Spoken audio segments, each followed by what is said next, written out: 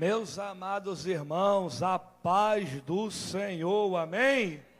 Glória ao nosso Senhor Jesus Cristo. E antes de estar realizando os devidos agradecimentos, já quero de antemão convidá-los para que abram as vossas Bíblias na primeira epístola que o apóstolo Paulo escreveu aos Tessalonicenses.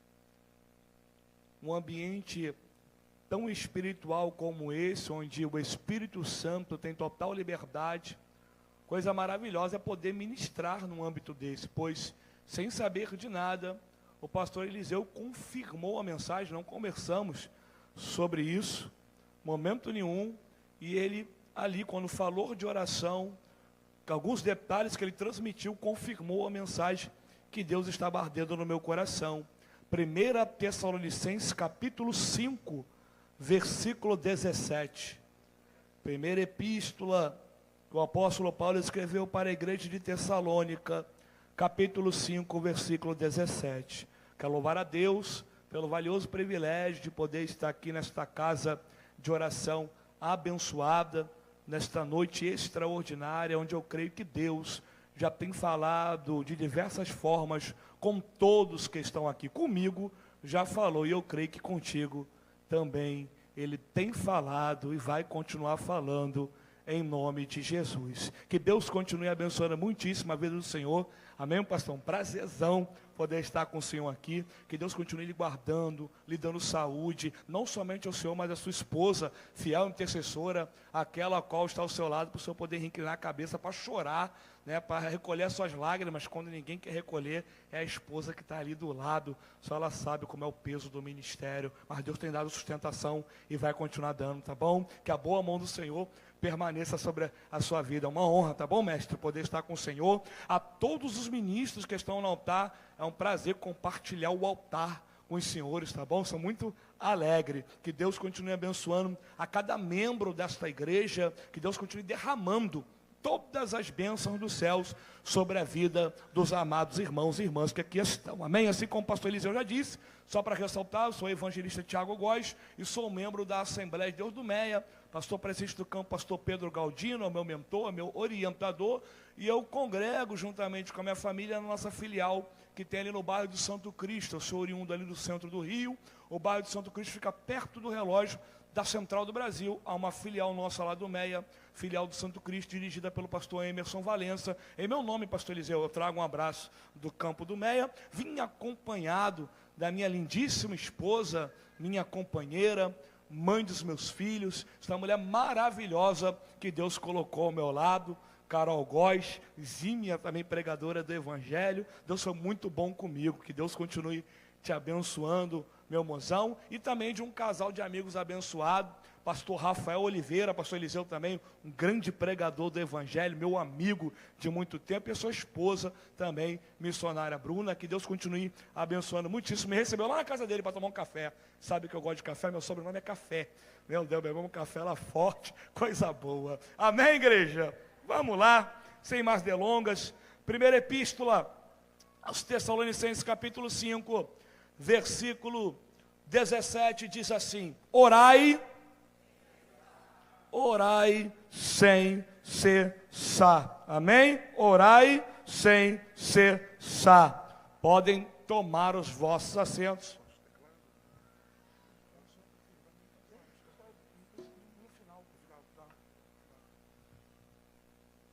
Meus amados, assim como o pastor Eliseu já me deu liberdade, deixa eu tomar 3 minutos aqui para anunciar logo, porque eu sei que esta casa de oração é uma casa de oração pentecostal raiz, onde o Espírito Santo tem liberdade para agir.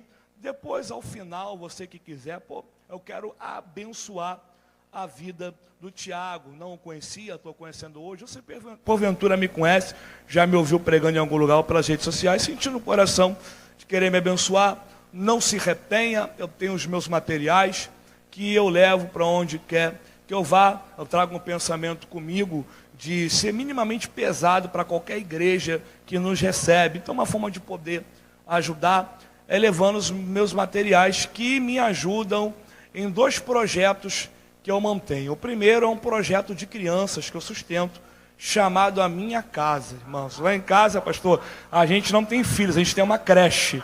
Amém? A minha esposa, ela seguiu a Bíblia à risca, o crescer e multiplicar. Ela diz que a culpa é minha, pastor, porque quando Deus mudou a minha vida, me regenerou, eu pedi para Deus uma família, eu não especifiquei. Aí eu tossia, minha esposa gerava. Ela bebia água no mesmo copo que eu, ela disse, amor, eu tô grávida. Nessa brincadeira veio 5 bênçãos, amém? Mas Deus tem sido fiel, irmão. Deus não tem deixado faltar nada, amém? Mas só o meu cabelo mesmo que já foi embora, tá? E o outro projeto é o projeto que a gente tem, eu e ela, chamado Falta Menos do que Antes. Essa mulher maravilhosa que você viu cantando aqui, soltando a voz, você não diz que ela está travando a maior batalha na sua área da saúde. Em outubro foi descoberto um nódulo na garganta dela, que possivelmente pode ser um câncer. Ela diz que eu estou no estado de negação, eu creio que não é, em nome de Jesus, mas a gente está travando uma batalha um pouco complicada. O nosso sistema de saúde é uma maravilha, para não dizer ao contrário, mas é o que a gente tem, porém a gente está se utilizando também dos nossos meios, buscando outros meios para poder agilizar a operação que ela precisa fazer. Então, um dos meios para poder auxiliar nisso são os meus livros. Deus foi bom, eu acabei de escrever mais um livro agora, saiu tem pouco mais de um mês, Deus tem sido muito bom comigo, que é o Identidade Preservada, tá? Esse livro aqui, ele somente vai intensificar o que a Bíblia já deixa para a gente de uma maneira muito clara, que é a importância de estarmos atentos para a volta de Cristo, tá? Não é sobre se preparar para a volta de Cristo, mas é sobre estar preparado para quando Ele vier, e você vai entender isso lendo este livro, onde eu discorro sobre o maior sermão escatológico da Bíblia Sagrada, que foi Jesus que pregou, o sermão da tribulação, que inicia-se em Mateus 24, finaliza-se no final de Mateus 25, então eu explico alguns pontos que geram muitas dúvidas na mente das pessoas. Por exemplo, ali em Mateus 24, versículo 36, Jesus diz que o dia da sua volta ninguém sabe, nem os anjos, nem o filho, somente o Pai. Quando ele diz que nenhum filho sabe, se ele é o filho e ele que vai voltar, será que Jesus não sabe o dia da sua própria volta? Eu explico aqui isso, eu explico também aqui a construção das 3 parábolas que finalizam esse sermão, dando mais atenção à parábola das 10 virgens, tá? Que aparentemente parece que todo mundo é igual, irmãos. As 10 são semelhantes ao reino, as 10 têm lamparina, as 10 são virgens, as 10 cochilaram, as 10 dormiram, mas ali Jesus diz que há uma diferença, né? As 5 prudentes, as 5 loucas, e o que configurava a diferença era a reserva. Por quê? Eu te explico. Parábola dos 10 talentos. Por que 10 talentos se a parábola só fala de 8? Cadê os outros 2? Né?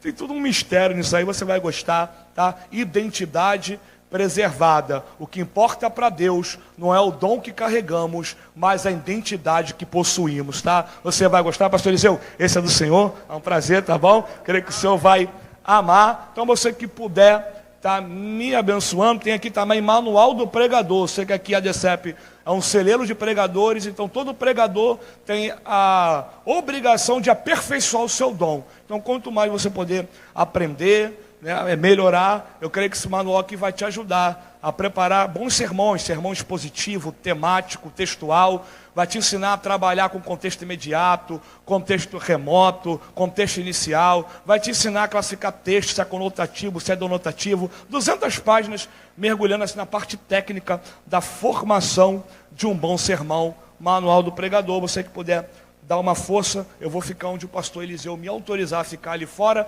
Tem um docinho também que a minha esposa faz, se tiver cantina, você abençoa a cantina da igreja. Sobrão qualquer, me dá uma força ali. Não estou casado há 18 anos à toa, amém? Ela tem segredos, e um desses segredos é que ela é muito boa na cozinha, graças a Deus, amém? Ela me ganhou fazendo um arroz, não foi, amor? Muito novinha, pastor, ela fez o melhor arroz da vida dela. Eu falei, tu é linda, mas beleza exterior passa com o tempo. E a minha fome vai durar para sempre. Tu sabe fazer um arroz? Ela faz já. Desde então ela me ganhou, irmão. Primeiro casamento e último, porque eu vou juntinho com ela para a eternidade, em nome de Jesus. Palha italiana de chocolate e leite ninho, tá bom? 1 é 3, 2 é 5, 4 é 10. Comeu, não gostou, você não paga. Amém? É isso mesmo. Você é crente, não vai mentir para mim mesmo. Amém, igreja? Amém? Lembrando que eu aceito todos os meios de pagamento. Vamos para a mensagem? Meus amados, Nós estamos diante aqui de uma ordenança bem clara, que o apóstolo Paulo está transmitindo para a igreja localizada na cidade de Tessalônica. A ordem é direta, bem sucinta: orai sem cessar. A igreja que está recebendo essa ordenança, através desta epístola, não estava passando um momento favorável. O cenário em Tessalônica, naquele período, não era dos melhores. É válido lembrar que Paulo chegou em Tessalônica durante a sua segunda viagem missionária, registrada pelo apóstolo, ou melhor, por Lucas, no livro dos Atos dos Apóstolos, no capítulo 17. E como um bom historiador e minucioso como ele foi, ele pormenoriza detalhes. E ele apresenta para a gente alguns pontos que foram marcantes durante a obra missionária de Paulo em Tessalônica.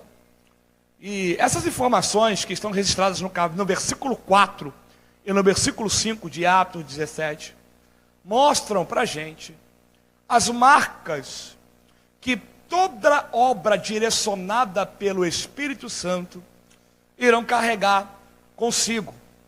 Toda obra direcionada pelo Espírito vai ter essas marcas que estão sendo apresentadas por Lucas, né, sobre a obra da igreja evangélica na cidade de Tessalônica.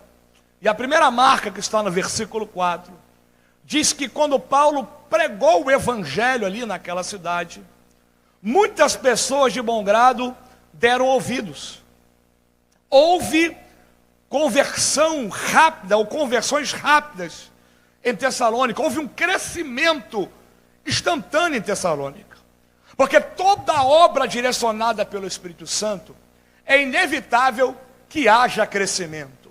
Vai haver crescimento, o inimigo querendo ou não.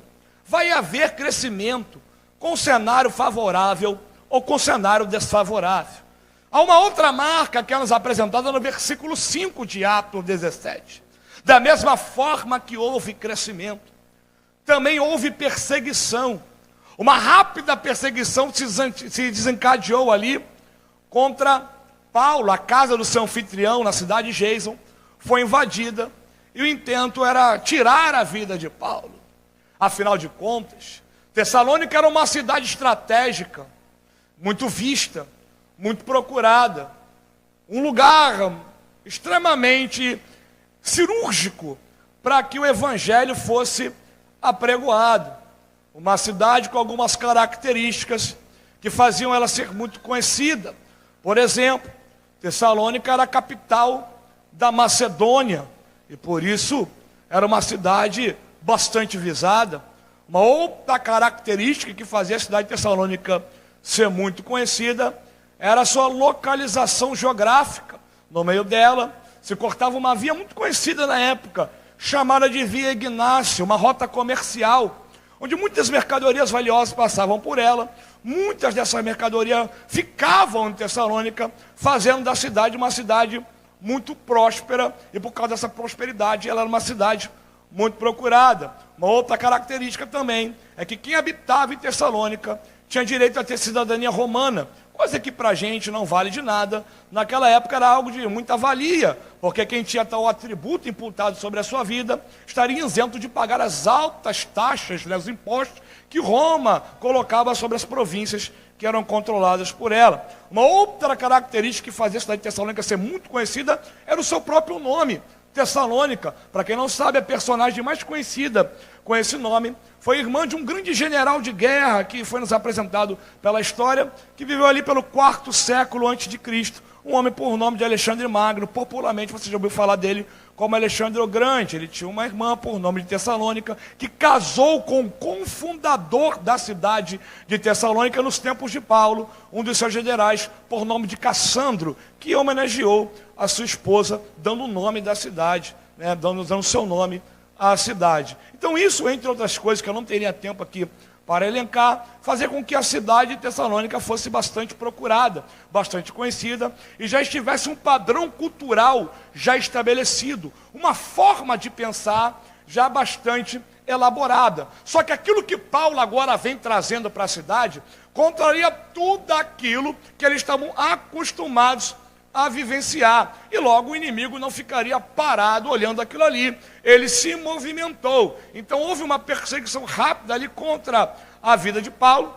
Paulo teve que sair às pressas de Tessalônica, porque não era propósito de Deus que Paulo morresse ali. Ele foi para Bereia, em Bereia ele pregou, o povo gostava de Bíblia, tudo que era ministrado era ali devidamente examinado nas Escrituras, porém quem perseguiu em Tessalônica também vai perseguir em Bereia. Paulo saiu de Bereia às pressas e foi para Atenas. Em Atenas Paulo pregou, também houve conversão de almas, e ao finalizar a obra missionária em Atenas, ele agora vai se deslocar para a região de Acaia e vai se estabelecer na cidade de Corinto. Paulo está em Corinto, pastor Eliseu, porém o coração dele está em Tessalônica. Ele está preocupado com a igreja que ali ficou, afinal de contas ele pôde sair, mas a igreja lá teve que ficar. Não podendo ir lá, porque se ele pisasse na cidade, ele seria fatalmente assassinado, ele tem a ideia de mandar o seu jovem discípulo, Timóteo. Timóteo agora faz uma viagem e vai até Tessalônica. Quando ele chega em Tessalônica, ele vai se surpreender com aquilo que ele vai ver. E rapidamente ele volta com as notícias. Chegando novamente em Corinto, indo até Paulo, ele diz: Paulo, eu tenho notícias boas e eu tenho notícias ruins. Qual é a boa? A boa é que em Tessalônica não tem crente em cima do muro. Em Tessalônica, ou você é, ou você não é. Em Tessalônica, não se tem tempo para incertezas. Ou tu se posiciona, ou tu se posiciona. Tá bom, Timóteo, qual é a ruim? A ruim é que por conta do posicionamento da igreja em Tessalônica em Cristo, o inferno havia declarado guerra contra a igreja. Por causa do posicionamento da igreja em Cristo, o inferno havia se movimentado com força para tentar parar o crescimento e o avanço da igreja em Tessalônica. E como é que foi o meio que o inimigo se utilizou para tentar parar a igreja? Meus irmãos, essas informações que eu vou trazer para você é algo que mexe com o nosso coração. Por quê? Porque não são informações transmitidas, por exemplo, pelas autoridades ali da época da patrística, homens como Papias, que escreveu muito sobre aquele final ali do período do primeiro século, início do segundo século, ou o historiador da igreja primitiva que todos conhecem, Eusébio de Cesareia, na sua obra História Eclesiástica, menciona muitas coisas. Se fossem somente eles, normalmente é o dever deles mencionar tudo o que ocorreu, mas o que mexe comigo é que a barbárie que aconteceu contra os cristãos em Tessalônica foi algo tão surreal, que chamou a atenção de 2 escritores ateus que são autoridade naquela época ali, do meio do primeiro século da era cristã ao final. Um homem por nome de Suetônio e outro homem por nome de Tácito. Existe uma obra, quem gosta de história, muito conhecida, chamada Os Anais Históricos de Tácito. E tem um historiador aqui da América Latina, chamado Justo Gonçalves. Ele é autor da obra A História Ilustrada do Cristianismo, uma obra de excelência, e ele traz como fonte esses 2 historiadores para nos mencionar o que ocorria com os cristãos em Tessalônica. Vocês lembram que eu disse que o cristão, aquele que morava em Tessalônica, tinha cidadania romana? Por ter cidadania romana, os meios comuns para se matar cristão naquela época não poderiam ser utilizados, sejam a forca, sejam as arenas, sejam ser queimado na fogueira ou crucificado. Então como é que um cristão em Tessalônica era morto? Uma família toda cristã era presa. O pai de família era sentado numa cadeira de tortura. O carrasco estava ali diante dele. E componente por componente da sua família era levado diante dele. O filho era levado e o carrasco dizia para o pai: nega Cristo. Ao dizer que não negaria, ele via seu filho ser decapitado na sua frente. Filho por filho era levado, pastor Eliseu. Nega Cristo, perguntava ao seu pai. Não nego. E ele via seu filho ser decapitado na sua frente. Meios como esses são utilizados nos dias de hoje, porque a gente aqui não vê isso. Mas basta dar uma olhada mais cuidadosa, por exemplo, para o oeste da África. Tem um país lá por nome de Nigéria, que é berço de um dos piores grupos islâmicos, autodenominados caçadores de cristãos, com o nome de Boko Haram. Irmãos, o que eu estou contando é de quem tem experiência de campo, de quem foi lá. E uma coisa que eu gosto é de ouvir de quem sabe. Eu aprendi. Eles contam que lá quando uma família, quando um componente da família aceita Cristo, toda a família está condenada. Porque o último que vai morrer é aquele que aceitou a Cristo. Por quê? Porque a intenção do inimigo não é só tirar a sua vida, mas primeiro matar a sua fé. Porque eu só tiro a tua vida, eu faço de você um Marte. Então qual é a intenção? Primeiro eu mato a tua fé, depois eu tiro a sua vida. Então componente por componente era morto, esquartejado, e os pedaços dos corpos eram colocados em frente à casa, para que essa família servisse de exemplo. E era isso que estava acontecendo em Tessalônica. Componente por componente era levado, até que chegava a esposa. E o carrasco dizia para o pai de família: nega a Cristo. E ao dizer que não negaria, ele via sua esposa ser decapitada na sua frente. O inferno havia declarado guerra contra a igreja em Tessalônica. Quando Paulo ouve isso, muito preocupado e angustiado, aflito, ele vai ser inspirado pelo Espírito Santo a escrever uma das cartas, que é uma das mais antigas do Novo Testamento. Primeira epístola aos Tessalonicenses. Por favor, redobre a sua atenção. Quem me conhece sabe que eu sou de poucas aplicações, então preciso de toda a sua atenção, por favor. Porque quando Paulo vai escrever essa carta, a primeira coisa que ele vai fazer é elogiar a igreja. Quando Paulo vai escrever essa carta para a igreja em Tessalônica, a primeira coisa que ele vai, oh aleluia, fazer é elogiar, oh glória, esta igreja. 1 Tessalonicenses capítulo 1, versículo 6. E eu dou graças a Deus, por vocês terem sido os nossos imitadores, porque mesmo recebendo o evangelho com muita tribulação, vocês guardaram o gozo do Espírito. Irmãos, isso mexeu comigo, aleluia, oh glória. Porque mesmo recebendo o evangelho com muita tribulação, eles guardaram o gozo do... Irmão, a expressão tribulação, que é utilizada no Novo Testamento, no grego bíblico, ela é oriunda do latim, etimologia latina. A expressão tribúlios, que dentro dessa perícope, desse contexto, dessa ideia aqui, de 1 Tessalonicenses, capítulo 1, versículo 6, ela traz consigo embutida a significância de ser moído, pastor, a ponto de não sobrar nada. A igreja em Tessalônica estava sangrando. A igreja em Tessalônica foi quebrada, foi moída. E qual era a intenção do inimigo? Parar a igreja. Só que mexe comigo que Paulo está dizendo que mesmo num cenário altamente desfavorável como esse, vocês, oh aleluia, carregaram consigo o gozo do Espírito. Aí Deus falou assim comigo: meu filho, aquilo que o inimigo se utilizou como ferramenta para parar a igreja, eu usei para fazer a igreja gerar, para fazer a igreja gerar, para fazer a igreja gerar. Estou pregando para pessoas hoje aqui nessa noite que precisam entender essa verdade.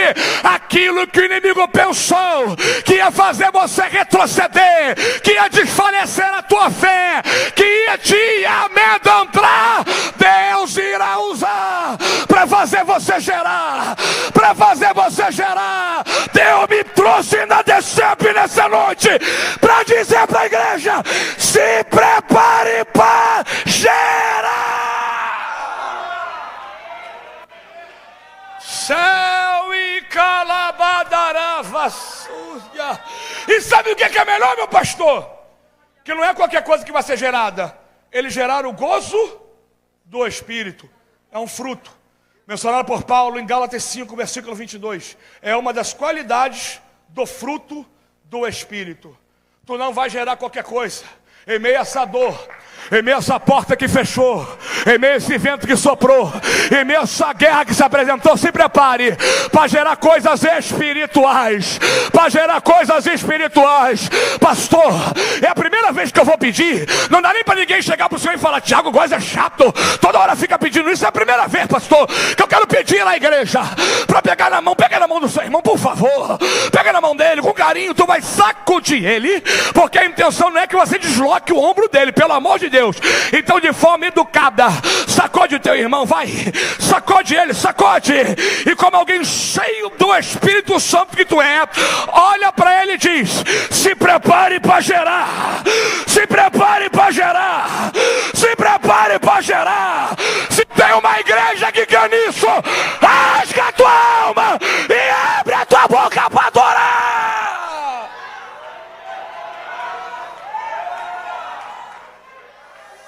Se prepare para gerar. E sabe o que mexe comigo? A expressão grega que foi trazida por gozo fala de alegria. E essa alegria é uma alegria gerada pelo Espírito. E qual é a configuração de um tipo de alegria como essa? Ela rompe todo o entendimento humano. Porque tem pessoas aqui que a porta fechou, era para estar em casa chorando.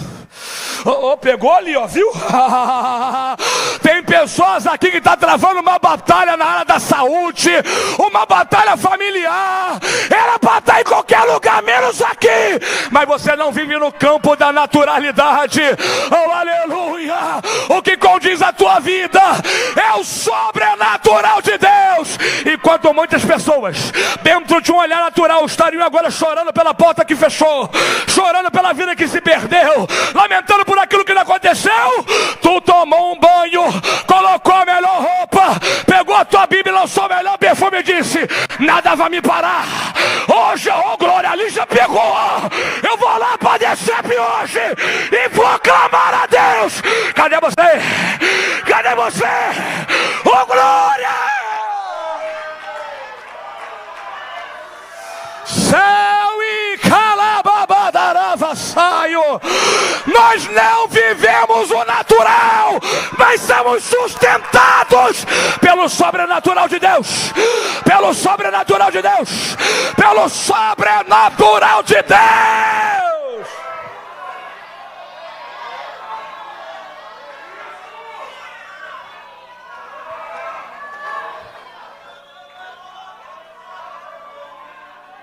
Pelo natural, pastor, minha mãe tinha desistido de mim quando eu era um prisioneiro da criminalidade da comunidade onde eu moro até hoje. Pelo natural, a droga tinha sido o teu fim. Pelo natural, o desânimo já tinha te abatido. Mas graças a Deus que nós não dependemos do natural.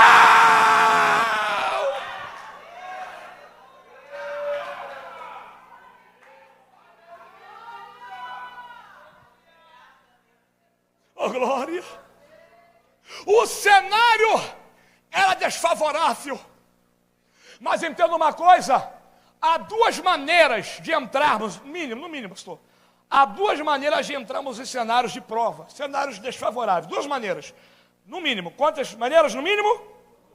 Primeira, por desobediência. É a prova que tu entra e até tu se arrepender, tu está por conta própria. E tem a prova que a gente entra por conta da nossa obediência, que é a prova que Deus nos coloca. Por que Ele nos coloca? Porque Ele confia na gente. Tu deu glória porque tu é crente. Porque dura a coisa ter a confiança de Deus sobre as nossas vidas. Por quê? Porque quanto mais Deus confia em mim, menos dificuldade Ele tem de me colocar em cenários que eu não queria estar. Oh. Para pensar comigo. É o peso da confiança de Deus. E sabe o que é mais interessante? Ele nos coloca na prova e não espera que Ele vai ficar te mimando, não. Por quê? Porque a intenção de Deus não é criar filho mimado, filho preparado. Deus não vai ficar carregando ninguém no colo. A intenção dele é me colocar de pé, me ensinar a andar. Depois Ele me solta e fala: vai, meu filho, é contigo.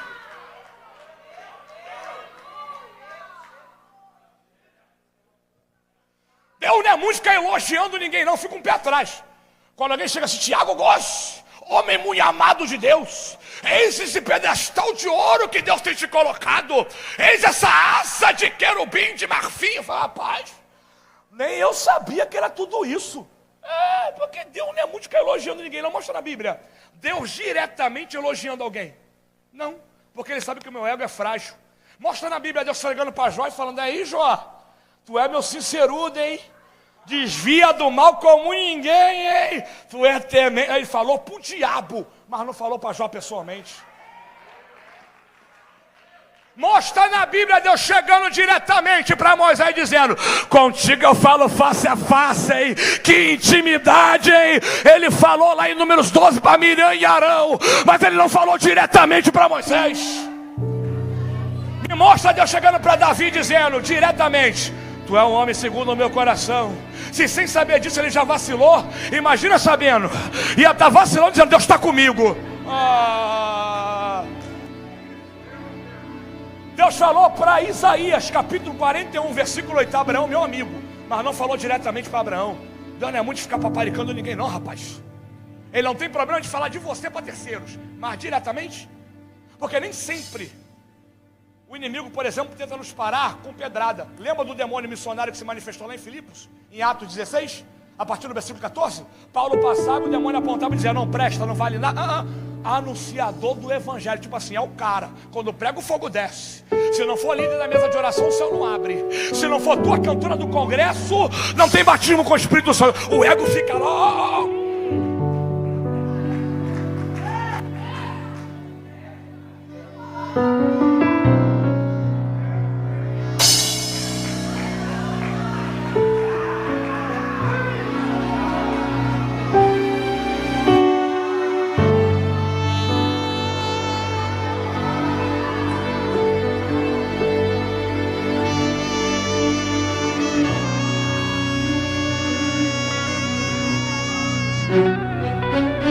Se não fosse a graça dele,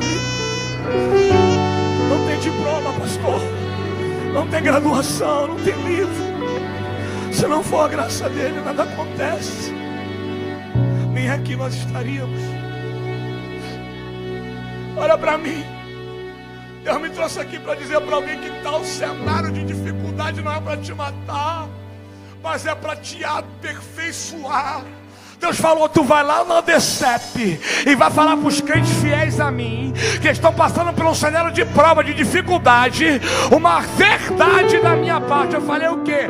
Avisa para eles que aquilo que o homem está chamando de prova, eu do céu olho e chamo de escola pedagógica.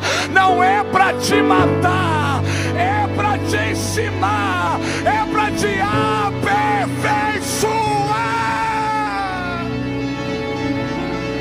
E com quem tu aprendeu isso, Tiago?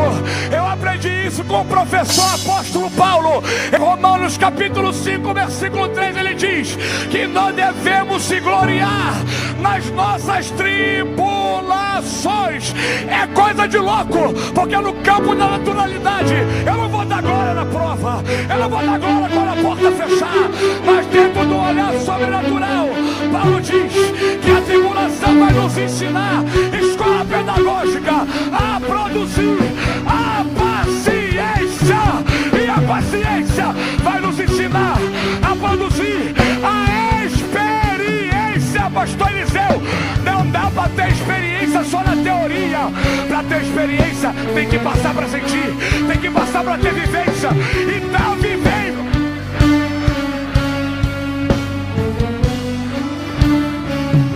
Levanta a mão. Levanta a mão. E tal experiência vai te ensinar a produzir a esperança que não nos deixa confundidos através do Espírito de Deus. Alguém pensou que ia te ver na prova, batendo cabeça, reclamando, mas quebraram a cara, terão que te ver cheio do Espírito.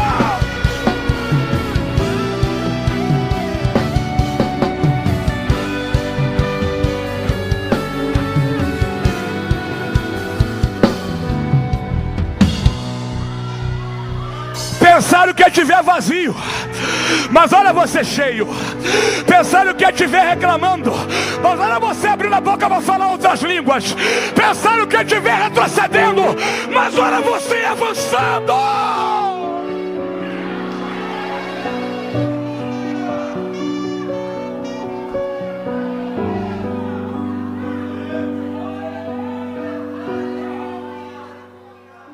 O inferno havia declarado guerra, pastor, contra a igreja. Segura só um pouquinho. Só que Paulo diz: se eles declararam guerra, nós também estamos declarando. Se eles declararam guerra, a igreja também está declarando guerra contra eles. E eu apresento para vocês, igreja em Tessalônica, a maior arma que nós temos para lutar as batalhas espirituais. Eu apresento para vocês, igreja em Tessalônica, a maior arma que nós temos para lutar contra Satanás. Qual é, Paulo? 1 Tessalonicenses 5:17. Orai sem cessar.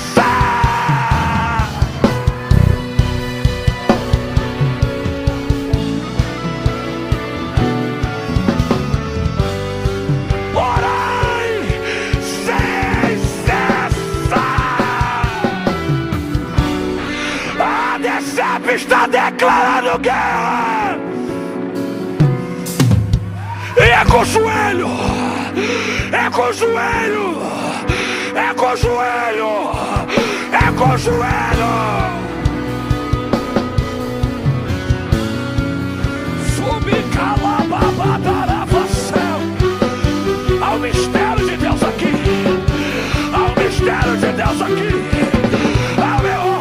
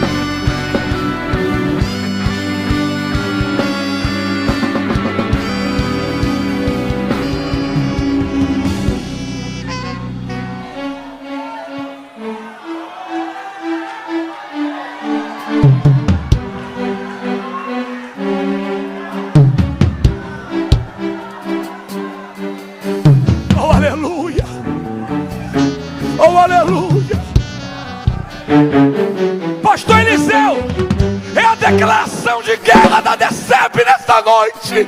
Orai sem cessar.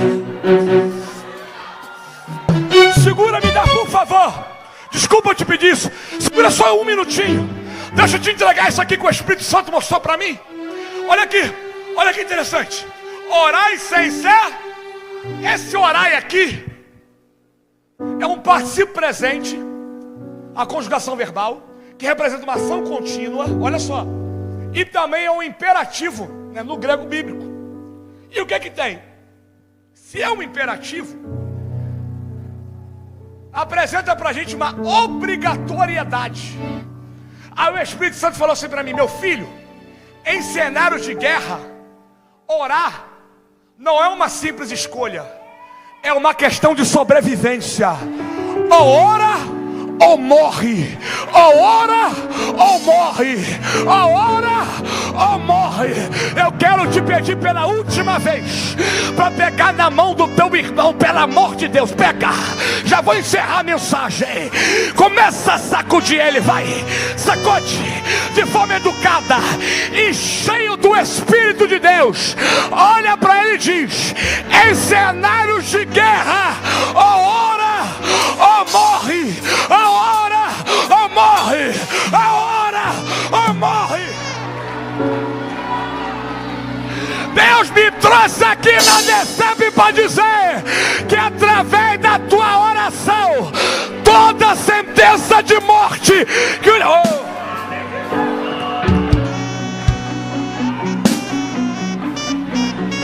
inimigo pensou que ia te assustar, e o inimigo pensou que ia acabar com a tua casa, Deus vai despedaçar.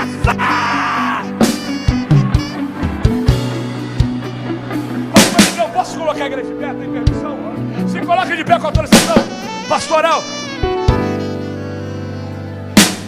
Olha isso aqui, pastor. Tem coisa que o Espírito Santo fala, pastor. Ele joga uma luz no texto e fala: meu Deus. Ele fala para mim: meu pai, ele fala assim: meu filho, em cenários de guerra, ou tu ora ou tu morre. Não dá para ficar só se fazendo de vítima, porque o inimigo não vai ter misericórdia de mim. Ele desconhece tal sentimento. Não adianta em cenários de guerra tu ficar acomodado. O Espírito Santo me ensinou, pastor, que se acomodar em Deus é uma coisa, descansar é outra. Guarda isso aqui, pastor, nunca vai esquecer. Aprende comigo, olha para cá. O acomodado, olha só as configurações do acomodado. Eu não tenho tempo para elencar todos, mas algumas. Vive chorando em qualquer lugar. Em qualquer lugar ele vive chorando. Mas aquele que está posicionado, que está descansando, ele sabe que existe um lugar correto para se derramar lágrimas.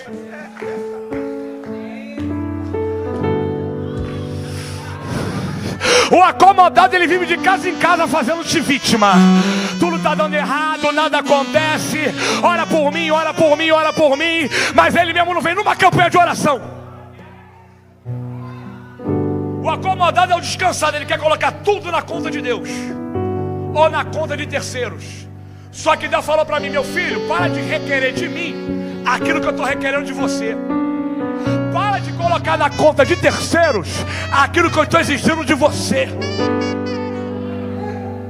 Mas quem está descansando em Deus, ele sabe que existe um lugar certo para derramar lágrimas, que é no altar de Deus. Porque a Bíblia me ensina, pastor, que lágrimas derramadas diante do Senhor, para Deus não são simples lágrimas, são sementes. Porque elas não são recolhidas em qualquer lugar. Tiago, tu veio na DCEP para ficar mexendo com o meu emocional? É Bíblia adentro. Apocalipse capítulo 5, versículo 8. Tem 24 anciões curvados diante do trono, com harpas numa mão e com salvas de ouro na outra, cheias de incenso, que são a oração dos santos. Pegou lá, pegou, glória.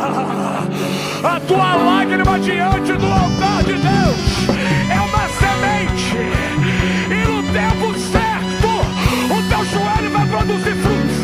O teu joelho...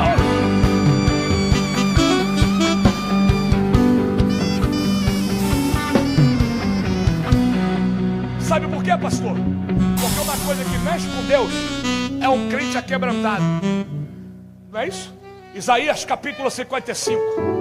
Deus é aquele que habita no alto e sublime trono, mas também habita com os contritos de coração. Salmos 51, versículo 17. Davi descobriu, no pior momento da sua vida, o quê?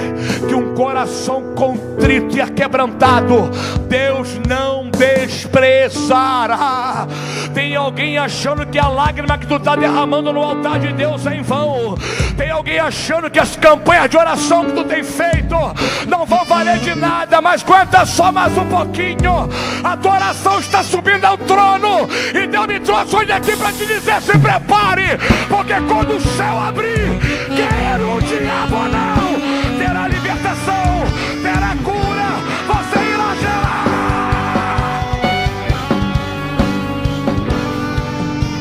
A ordem hoje, nessa noite, é orai sem cessar. Bota a mão no coração. Faz apelo ou só faz? Olhe para mim. Bota a mão no seu coração. O tempo ali já foi, mas com autorização pastoral eu quero orar por você. Mas antes eu preciso fazer um apelo. Tem hoje alguém aqui, nesta casa, na nossa igreja, que sabe que a sua vida não está legal com Jesus, que você precisa se posicionar, que você precisa estar da forma que Deus está requerendo. Primeira pessoa, aquele que precisa aceitar Jesus. Tem alguém? Eu quero aceitar Jesus. Tem alguém? Irmãos, eu sempre digo, pastor Eliseu, se Deus mudou a minha vida, Ele muda de qualquer um. Eu nasci berço evangélico.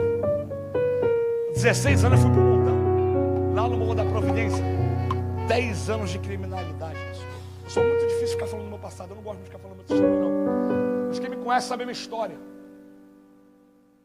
Quem olhar para mim e dizer: vai morrer com 18, 19, falar para minha mãe: Beth, não passa de 20. 21 anos, golpe de sorte. 22, está fazendo uma hora extra na terra. Esse ano eu faço 41 anos. Nem parece, né, pastor? 41 anos. Se eu fizer a barba, eu fico com cara de 20, não fico, não? Peguei pesado? Não, né? 5 filhos, mamãe já tem 5 netinhos. Porque um dia minha mãe clamou pela minha vida quando ninguém acreditava. Filho procurado pela justiça, problemático, endemoniado, aprisionado numa vida maldita de crime. Mas a oração da minha mãe rompeu o campo do natural. Tu tem que ver mamãe falando de mim. Mamãe enche a boca e vai falar: meu filho é pregador, professor. Quem ouve mamãe falando que eu sou pregador, acha até que eu sou famoso. Que ela fala com tanto orgulho, pensa até que eu sou aquele conferencista internacional. Mas ainda nem saí do Brasil, ainda não, né? Mas é o orgulho que eu consigo dar para a mamãe hoje. Está me assistindo em casa. Deus mudou a minha vida, não vai ser diferente com você. Tem alguém hoje? Eu te dou 30 segundos. Eu quero entregar a minha vida para Jesus, Tiago, hoje. Tiago, eu já aceitei Jesus, mas eu estou mais para lá do que para cá. Eu preciso me consertar hoje. Eu posso ir aí? Não, você não pode. Você deve. Porque a trombeta vai tocar, Jesus vai voltar. E se você não tiver com a tua vida escondida em Cristo, tu vai ficar. Você tem 10 segundos. Tem alguém? Eu quero me consertar com Jesus hoje. Ai, Tiago, mas se eu for aí na frente eu tenho vergonhinha. Vai todo mundo ficar me olhando. Tá preocupado com quem está aqui dentro te olhando? Quem está aqui te olhando quando a trombeta soar não tem poder para te levar para o céu, filho. Mas o Deus que te vê aqui dentro, te vê lá fora, está dizendo: é tempo de conserto.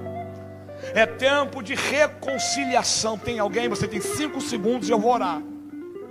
É tempo de esconder a nossa vida em Cristo.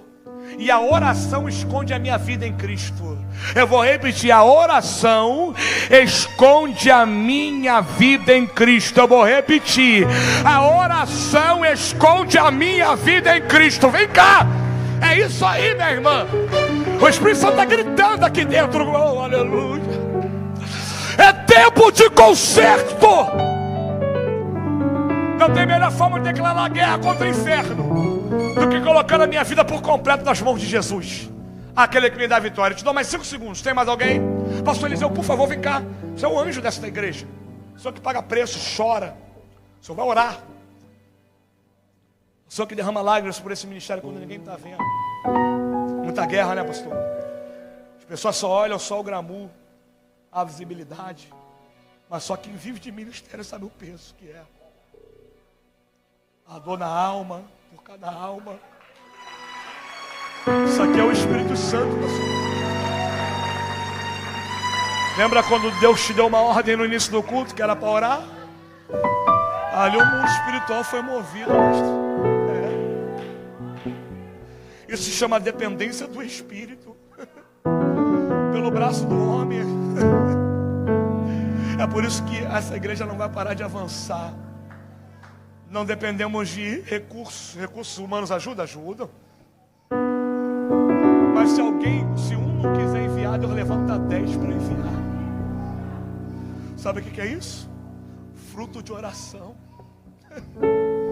Deus move quando a gente nem está vendo. As suas lágrimas, a lágrima desse ministério não está caindo em qualquer lugar, não. Não são simples gotas de lágrima. São sementes. Escute isso aqui, pastor. Porque é resposta de oração para a sua vida. São sementes que vão frutificar no tempo certo.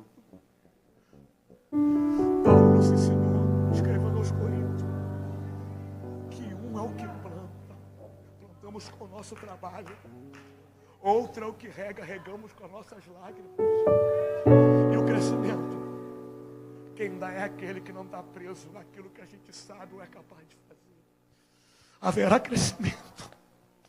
É tempo de guerra. Batalharemos com as armas corretas da oração.